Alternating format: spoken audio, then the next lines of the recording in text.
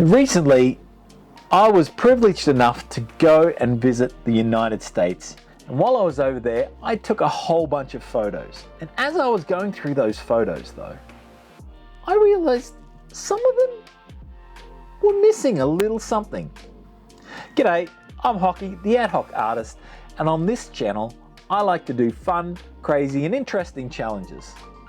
And the challenge this week is I'm taking some of my photos from my trip to the US, especially the ones when I visited Warner Brothers Studios, and adding something a little bit extra into the photos. I'm going to add in characters into the scenes of the photos. So having characters interacting within the photo itself. Let's head over to the drawing table and let's give this a shot. So at the drawing table, I'm looking through my photos and I see these two pictures of Superman's outfit and Wonder Woman's outfit. But the problem is that these two mannequins don't have any heads. And so what I thought I'd do was put some heads on these characters. So starting out with the roughs of the characters, I put them all to blue line, start drawing over the line with inks.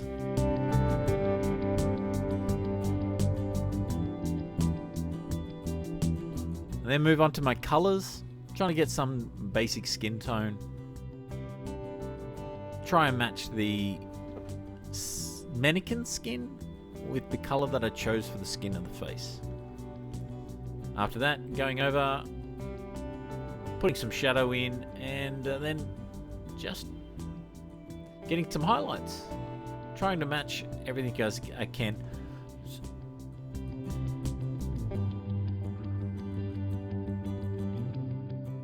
I move on to Wonder Woman.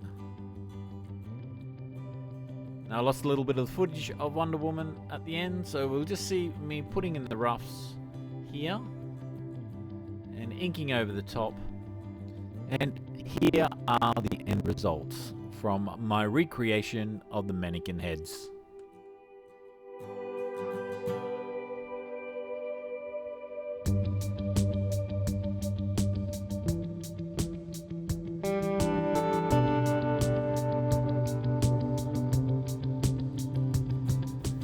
That Superman and Wonder Woman are kind of creepy, though that was pretty fun to do.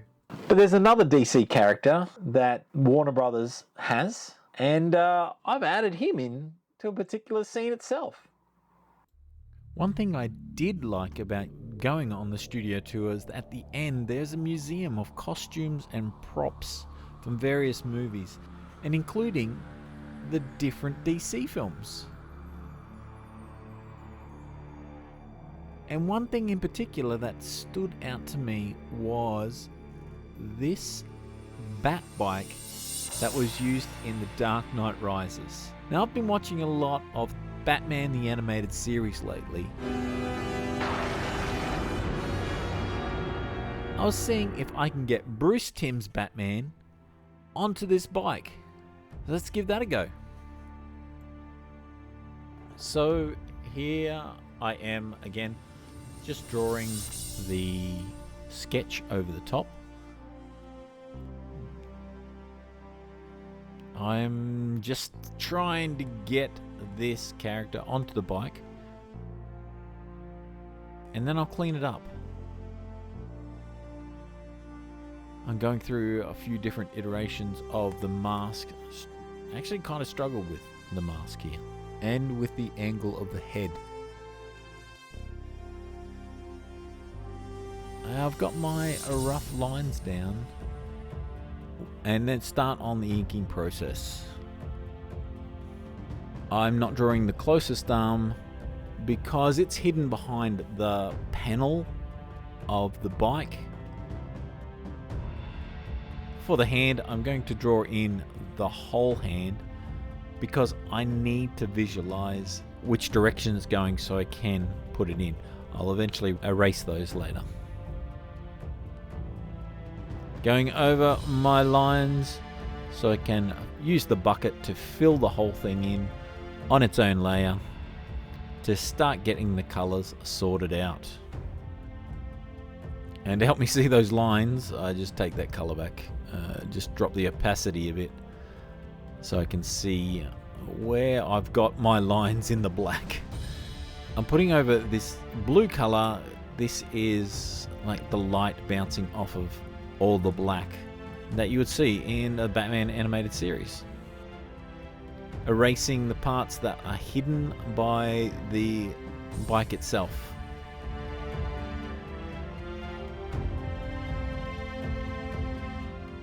And I felt like I needed to see the little bat symbol on the front. And because he's on the bike, I want him to interact with it. I need to put the shadow from him casting onto the bike itself. And there you have it.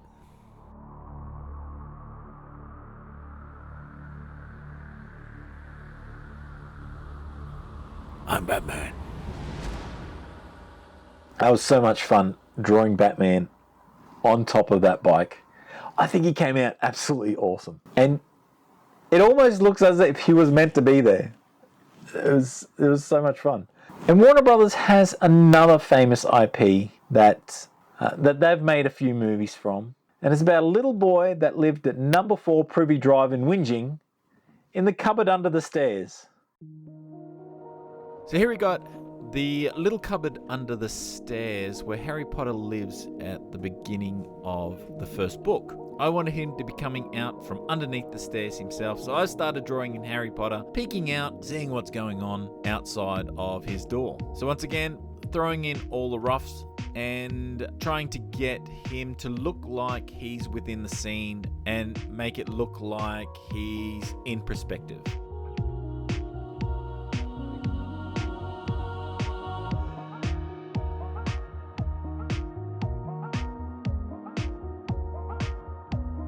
I originally was going to have him having this big baggy shirt on that was a hand-me-down from his cousin Dudley, but it kind of makes him look like he's got a very short torso instead of him looking hunched over. I removed the shirt, just putting him in a normal shirt.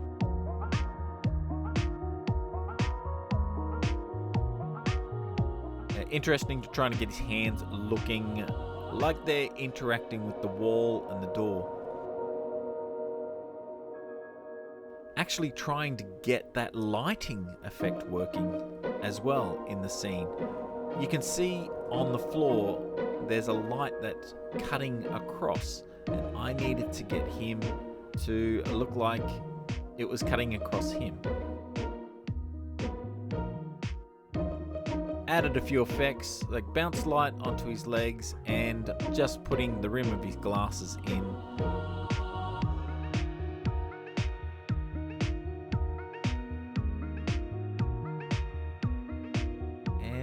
We are done with this picture.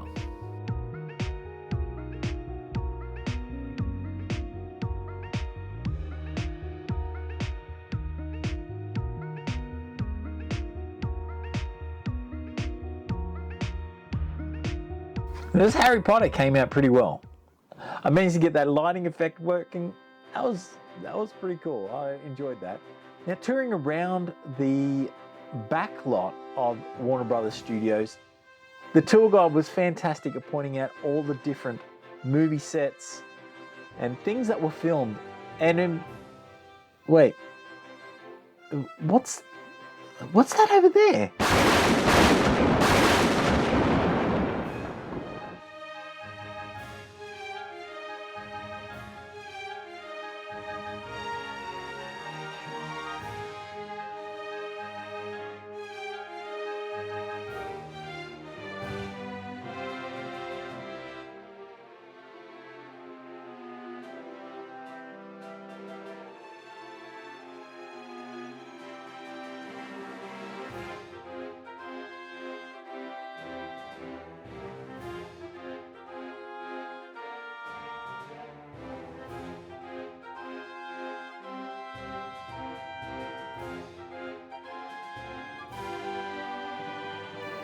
Oh, anyway, that was a little weird. Come on, people, get a room?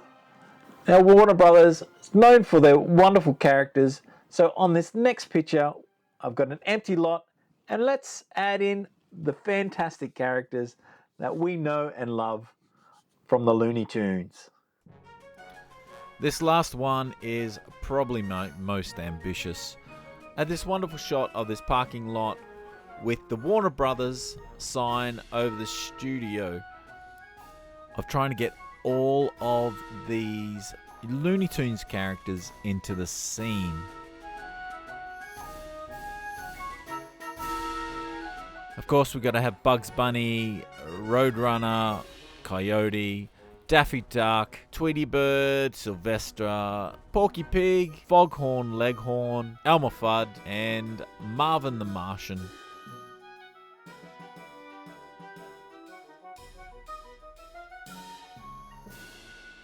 We've got Daffy Duck washing a car.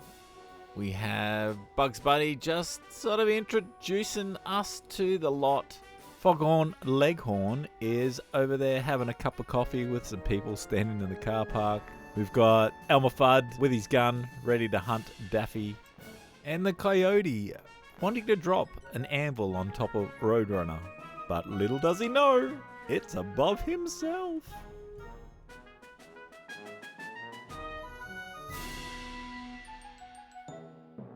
There was a lot involved around putting all this into it. And I really wanted to make the characters look like they're theirs, with getting the lighting and the shading on all the effects.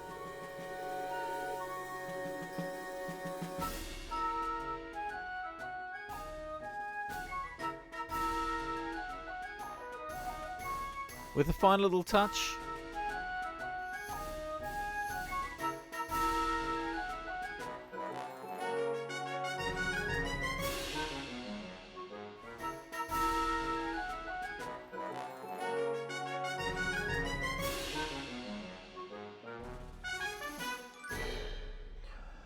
Well, there you have it.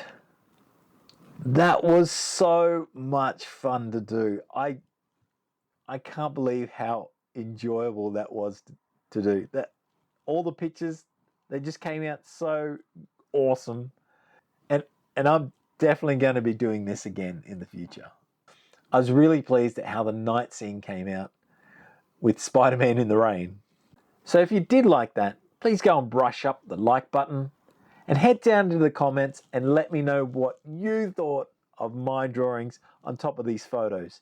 And while you're there, if you have any suggestions of future challenges that you'd like to see me do, pop them in there too. And I look forward to seeing you around again in the future. You have an awesome day, and